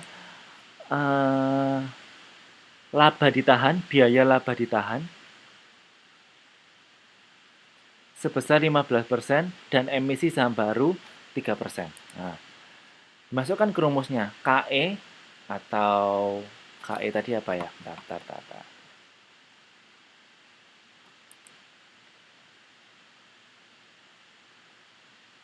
Mana tadi KE?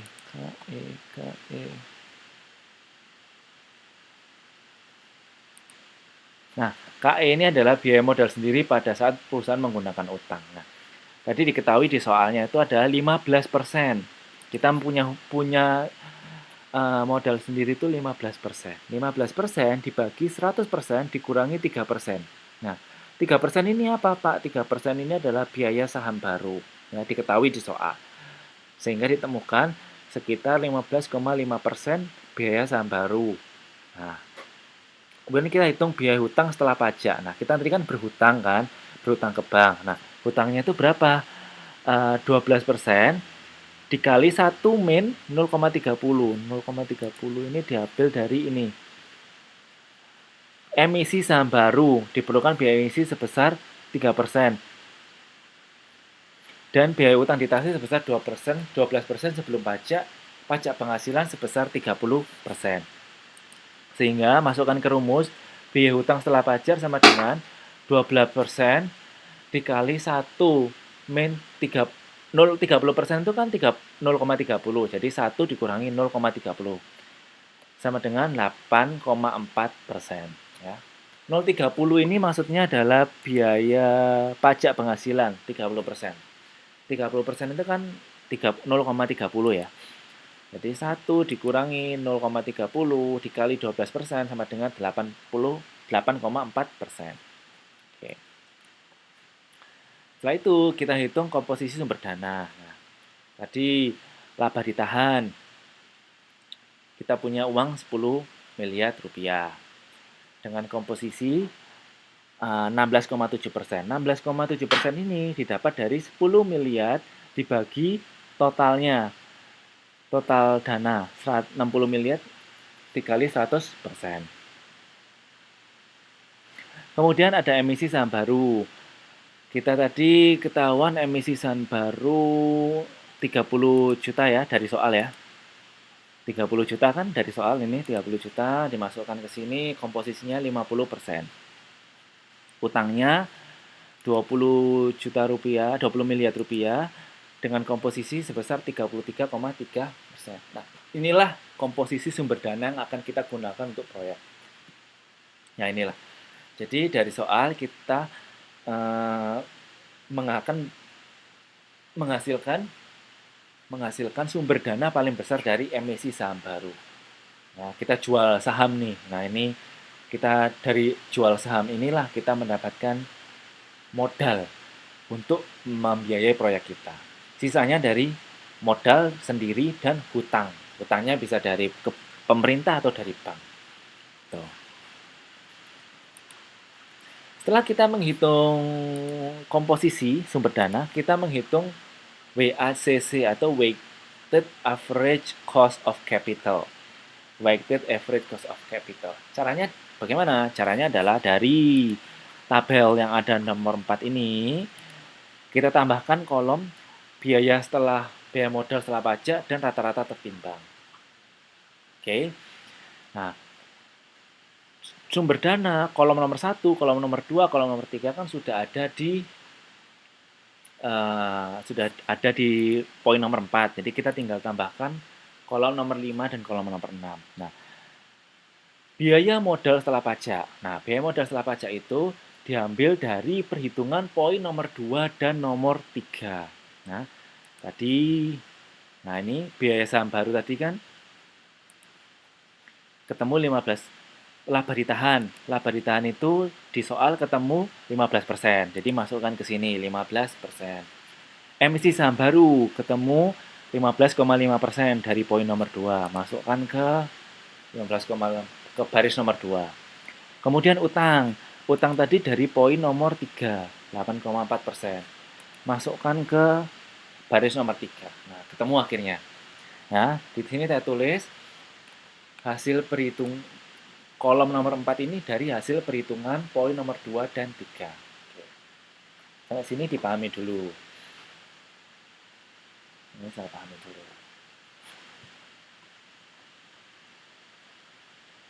Nah, kalau sudah, kita hitung rata-rata tertimbang. Bagaimana rata-rata tertimbang? Nah, rata-rata tertimbang ini rumusnya adalah komposisi kolom nomor 3 dikali biaya modal setelah pajak, kolom nomor 4. Jadi, kolom nomor 3 dikali kolom nomor 4. Sama dengan rata-rata tertimbang. Ketemulah 2,5%, 7,8%, 2,8%. Nah, itu.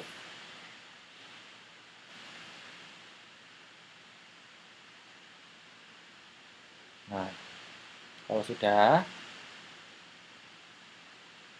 kita jumlah total biaya modal rata-rata tertimbang. Jadi, kita jumlah dari 2,5% tambah 7,8% tambah 2,8%, ketemulah biaya modal rata-rata tertimbang atau K0. Jadi, inilah biaya modal rata-rata tertimbang kita butuhkan dalam menjalankan sebuah proyek. Semakin besar semakin bagus apa enggak? Ya, semakin besar berarti ya semakin jelek, karena berarti kalau nilainya semakin besar maka sebenarnya kita semakin butuh banyak modal untuk menjalankan proyek tersebut. Oke.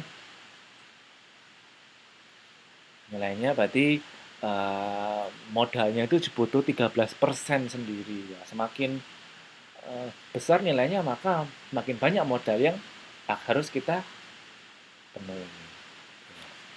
Ini saya tahu agak sedikit pusing, tapi silahkan dipelajari.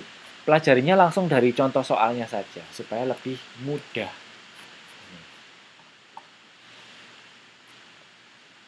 Contoh soalnya.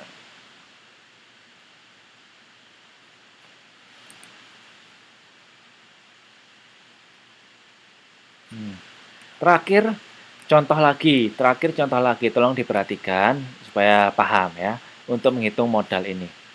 Ini ada kasus PT kurang 15 menit, cukup untuk menjelaskan ini, nanti tolong dipelajari lagi ya. Jadi ada kasus PT Minrotek. Jadi Tuan Ontoseno, yaitu CEO PT Minrotek, patut berbangga hati sebab penjualan laptop yang diproduksinya mendapat sambutan yang luar biasa dari pasar. Kendati di Indonesia sudah beredar merek-merek terkenal seperti Toshiba, Hewlett Packard, Acer, IBM, Dell, Lenovo, namun tidak membuat Tuan Ontoseno gentar. Nah, Tuan Ontoseno mengatakan Indonesia merupakan pasar komputer yang sangat potensial dan tengah mengalami pertumbuhan yang sangat pesat. Nah, begitu penuturan Tuan Ontoseno. Sebagai gambaran, pasar personal komputer atau PC di tahun 2007 mencapai 1,7 juta unit. Sedangkan untuk pasar laptop mencapai 400.000 unit. Oleh karena itu, Tuan Ontoseno tidak ragu menanamkan modalnya pada produk ini. Untuk menghadapi persaingan yang sangat sengit, PT Minrotek sedang mengembangkan laptop yang super ringan hanya berbobot 1 kg untuk membiayai pengembangan produk tersebut. PT Minrotek menggunakan berbagai sumber modal. Jadi dia menggunakan berbagai sumber modal yang berasal dari utang jangka panjang, saham preferen, dan modal sendiri. Dengan rincian sebagai berikut. Utang jangka panjang sebesar 1.500.000 juta. Saham preferen sebesar 900 juta. Modal sendiri sebesar 1.600.000 juta. Nah, berdasarkan perhitungan Tuan Ontoseno, biaya modal setelah pajak adalah biaya modal utang jangka panjang 13%, biaya modal saham sendiri, saham preferen 12%, dan biaya modal saham sendiri dalam proses perhitungan. Nah, saat ini harga saham PT Minrotek per lembarnya 12.000 dan diperkirakan dividen per lembarnya sebesar 900. Tingkat pertumbuhan laba sebesar 15%. Nah, teman-teman disuruh menghitung biaya modal rata-rata tertimbangnya. Bagaimana caranya? Sebenarnya caranya itu ada di rumusnya. Teman-teman tinggal memilih rumus mana yang tepat untuk digunakan. Nah, dari rincian contoh tadi itu, kita perlu menghitung dulu berapa biaya modal saham sendiri. Nah, pertama kita menghitung dengan rumus yang ada di slide nomor 38, P0 atau pendengar. Nah, harga saham saat ini. Nah, disebutkan bahwa harga saham, jadi Pak Ontoseno tadi dia jual saham selembarnya itu 12.000. Nah, kita masukkan P0-nya 12.000. Sama dengan dibagi DI atau jadi apa? DI ini adalah dividen yang diharapkan pada tahun ke depan. Pak Ontoseno tadi mengharapkan berapa di soal? Mengharapkan dividennya per lembarnya sebesar 900. Sehingga dimasukkan 12.000 sama dengan 900 dibagi KE. KE ini adalah biaya modal sendiri dikurangi G. G ini ada pertumbuhan laba dan juga dividen. Di soal berapa pertumbuhan labanya? Disebutkan pertumbuhan laba atau dividen sebesar 15%. Oke? Sehingga dimasukkan rumusnya. Perhitungan matematika. Jadi perhitungan matematika sederhana, kali perkalian silang, teman-teman tahu ya perkalian silang matematika. Ketemulah KE atau biaya modal sendiri itu sebesar 22,5%. Nah, sama dengan contoh soalnya sebelumnya, kita buat tabel ya. Buat tabel. Yang pertama, kolom 1 isinya sumber dana, kolom 2 jumlah dana, ketiga komposisi, ketiga biaya modal, dan rata-rata tertimbang. Sumber dananya, lihat di soal. Tadi udah ada di soal ya, utang jangka panjang sebesar 1,5 miliar rupiah. Saham preference sebesar 900 juta dan modal sendiri sebesar 1,6 miliar rupiah. Masukkan di sini. Komposisi. Komposisinya dilihat di mana? Komposisinya dilihat di sini. Komposisi ini adalah 1,5 miliar dibagi 4 miliar dikali 100%. Nah, 0,9 miliar dibagi 4 miliar sama dengan 0,225. 1,6 miliar dibagi 4 miliar sama dengan 0,4. Ya, dikali 100% ya. Biaya modal dilihat dari mana? Biaya modal ini dilihat dari soal. Nah, biaya modal jangka panjang 13%, biaya modal saham preferen 12%. Kemudian yang baru kita hitung, biaya modal sendiri 22,5%. Masukkan semua di tabel. Kalau sudah, kita hitung rata-rata tertimbang. Rata-rata tertimbang hasilnya adalah perkalian dari komposisi dikali biaya modal. Di 0,375 dikali 13%. 0,225 dikali 12%. 0,4 dikali 22,5%. Oke, ketemulah rata-rata tertimbang. Dan kita jumlah rata-rata tertimbang semuanya. Jadi 4,875 tambah 2,7 ditambah 9. Semuanya ditambah, ketemulah 16,575. Nah, nih, semakin besar nilainya maka semakin jelek. Jadi ya menurut saya ini lumayan, nggak sampai 50%. Gitu. Ya, itu materi hari ini. Jadi kita belajar bagaimana kita menghitung komposisi biaya modal dan juga menghitung keputusan investasi. Ya, saya tahu bahwa sedikit bingung mungkin. Nanti slide-nya sudah saya upload di si layar. Tolong dipelajari lagi. Kalau ada yang tidak paham, silakan ditanyakan. Oke. Di sini ada yang ditanyakan, ada yang disampaikan. Untuk perkuliahan hari ini. Nanti rekamannya jangan lupa di-share ya, Pak. Oke, nanti saya share ya. Mungkin kalau nggak malam ini, besok ya. Tolong sabar. Boleh, Oke. terima kasih. Oke. Ya. Ada lagi yang ditanyakan. Mas Dito, nanti jangan lupa ya absennya ya. Nanti pertemuan 8 aja dikasih ke saya. Oke, Pak. Oke. Jangan lupa yang presentasi minggu depan dipersiapkan. Terus setiap anggota tolong di-upload tugasnya sendiri-sendiri. Setiap anggota kelompok tolong mengupload PPT-nya di si layar. Oke. Tugas 1 juga jangan lupa segera dikerjakan. Dikumpulkan di pertemuan keempat. Maksimal ya.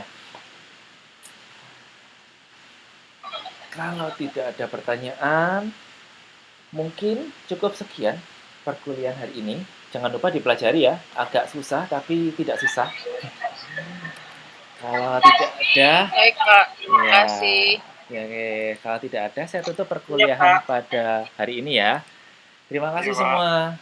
Sampai jumpa minggu depan. Terima kasih, Oke, Pak. Terima kasih, bye-bye. Pak. Sampai jumpa Bye-bye. minggu depan.